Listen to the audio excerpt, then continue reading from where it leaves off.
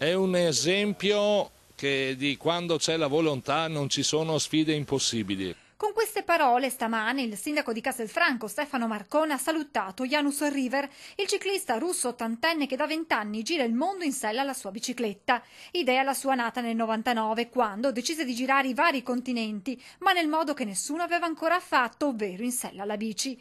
Da allora River ha percorso oltre 300.000 chilometri, attraversando 152 paesi del mondo con l'obiettivo di raggiungere Pechino nel 2028. Ora sta attraversando l'Italia, questa mattina la tappa nella città del Giorgione e i saluti del primo cittadino. È venuto a trovarci a Castelfranco Veneto e la qualcosa ci fa molto ma molto piacere. Cercheremo di veicolare la tua impresa, Giano, perché abbiamo bisogno, anche i giovani hanno bisogno di capire. L'anno prossimo Janusz River salirà a bordo di una nave che lo porterà in Venezuela, Sud America e da lì partenza per l'Australia per poi chiudere in Cina. È la persona più anziana al mondo a compiere questa impresa, parla bene una ventina di lingue e nonostante i tanti chilometri percorsi non ha mai forato.